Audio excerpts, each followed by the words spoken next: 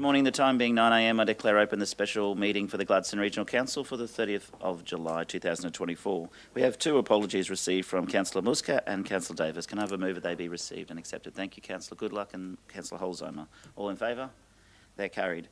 There are no prior notifications of conflicts of interest because this is an ordinary business item, so we'll move to the next item and the only item on the agenda, which is our officers' reports. S1.1, over to you, Helen. Or Rob, or sorry, maybe Rob. Thank you, Mr Mayor. Good morning, councillors. The purpose of this temporary local planning instrument is to be clear on the current operational works application trigger with respect to vegetation clearing in the biodiversity layer. I'll take the report as read, and I've got Helen and Tegan here, who are the experts in this field, and can take on any questions. Sorry, that's why we're through to Helen. She's lived and breathed planning all her life. So any questions, councillors? Or Helen, would you like to talk through this at all? Yeah, I'll just run through a couple of things. The changes proposed relate to changes in the wording of the operational works trigger within the biodiversity overlay. The wording change seeks to strengthen the operational works trigger to make clear that the existing operational works trigger includes vegetation clearing.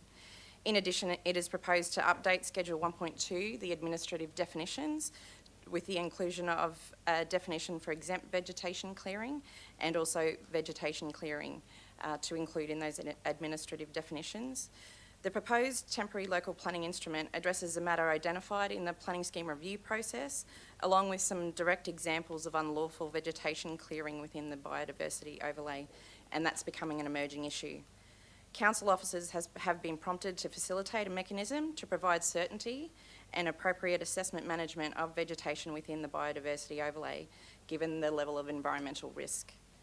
For clarity, the proposed TLPI does not change the current biodiversity overlay mapping within the scheme, and it does not increase the number of properties affected by the biodiversity overlay than that already within the planning scheme. Thank you, Helen. Questions, Councillor Wagner? Good morning. Thank you for that. Just a couple of questions, because obviously it has triggered a special meeting. I'm just wondering, how's this come about? Was it an anomaly that was in one of the former planning schemes? And the second question relates to, was it different in certain areas compared to what the planning scheme provided in, say, the Gladstone region, the former Gladstone City area? In terms of why we're here today, the Minister's Guidelines and Rules were updated on the 22nd. Prior to that, I had delegation to submit this without council endorsement. However, that is required to be endorsed under the current Minister's Guidelines and Rules, so that's why we're here today, to seek council's endorsement before that submission. In terms of the second part of your question, there are a number of other schemes that clearly state vegetation clearing within this trigger, and that's what we're seeking to do, is to align our scheme with what other schemes do in terms of clearly stating vegetation clearing within the operational works trigger. Okay, so in layman's terms, what does it actually mean? It means that you can't conduct vegetation clearing without conduct vegetation clearing within the biodiversity overlay without making an application to council. And is it a certain amount of vegetation? Like what is the trigger? Like if you want to remove, say, one tree or a...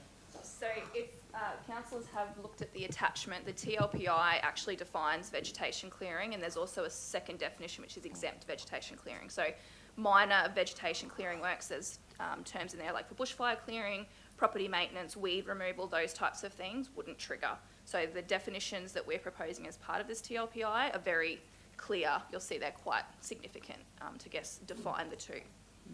So this will change. In the past, have we had situations where people have done wholesale clearing on their properties? Yes. And that was provided for under previous it's under the current scheme, so it's the current scheme that we're putting the temporary local planning instrument over. So the current scheme doesn't clearly define vegetation clearing within that trigger, and that's what we want to make very clear. Yep, okay, thank you for that. Sorry, I got Councillor Churchill, McClintock, then Patrick. Thank you. I'm surprised by myself here at this stage. I have no questions whatsoever. I was happy to move the officer's recommendation, but I wanted to acknowledge, the General Manager for Customer Experience, Rob, and Helen and Tegan for such a comprehensive report, and also at the same time, the only constant that we seem to have with change, which is in legislation, is making sure that we're at the forefront of doing what is right by the law of the land. But I'm happy to move the officer's recommendation unless, of course, appropriately you want to go into a debate or something, Mr Mayor. I definitely do not, but before I go to the other questions, then I'll get a seconder for that, please. Thank you, Councillor Goodluck. And now Councillor McClintock had questions. Just, I guess, a couple of thoughts on this, more so. One was just clarifying or confirming, I guess, something that already been mentioned was that this is something that we flagged has happened before, and trying to put the pin on. And I guess the overall, my understanding, and maybe correct me if I'm wrong in layman's terms, is that we're not actually looking to change anything. We're looking to clarify what was always the intention all along, which is making sure that our environment is protected and our landscape is well looked after and thought through in a very thorough process, so that when these developments happen, they're done in a way that supports our environment rather than contradicts it. And I think to build on that too, the current wording for the trigger is operational work involving filling and excavation. And our position has been that generally mechanical clearing, so with a bulldozer, is filling and excavation. You know, if you've got a site that's a hectare, it doesn't take very much to be scraping off the top to become quite a significant amount of earthworks. So our position is that trigger already exists there. The I guess, issue is that that's a little bit grey, and we're trying to make it very black and white and clear that that's what we consider to constitute vegetation clearing includes that. Great. And the last little part was just a clarification. When I read through the exemptions, I just got a little concerned about the building work associated with the dwelling house. Mm-hmm. And there's some, obviously there's probably an explanation somewhere of what a dwelling house process is and how that works. Yep. But just to clarify that I can't intend to put a house there and clear it and I'm exempt. Does that capture somewhere else? So that's an existing provision in the Building Act. Yep. And so essentially if you're clearing ancillary to a dwelling house, then that is exempt clearing. So the parameters of that is in the Building Act, but you need a dwelling house approval. So in a separate unrelated issue, we've had people clearing significant tracts of land and doing earthworks for a future dwelling house, and we've proceeded down enforcement proceedings for that as well. So not the subject of this particular TLPI, just but yes, there are separate found it in there when I was trying to think like a loophole champion. Yep, no, thank you. No, great, thank you. That's nice all. work. Sorry, Councillor Patrick, Councillor Wagner, were you jumping back? Can I put you on the list? Okay, Councillor Patrick. Just some clarification. So we're being asked to make a decision on the temporary local planning instrument under S23, the Planning Act 2016. Just clarification, we've got 2 years on that, just making sure that we will be in working this so that that is fully operational within our operations with well and truly before that 2-year timeframe is up. Yep. Councillors would be aware we'll be bringing back our planning scheme review report in the next month or so, and effectively how we manage the biodiversity overlay code will be part of future discussions around that. This temporary local planning instrument, today's recommendation is about making that submission to the state. Now the state has the opportunity to look at that and now has the ability to condition any temporary local planning instrument as well. So we need to come back to actually adopt that decision when that comes back. So you'll get another look at this report before it actually formally gets adopted. And further to that, the 2 years is the time frame, and we'll keep an eye on that in relation to where we're at in terms of amendments. Awesome, thank you. Good luck then, Councillor Wagner. You're good? Okay, Councillor Wagner.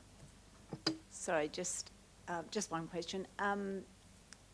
So if someone wants to clear a tract of land now, what would the process be?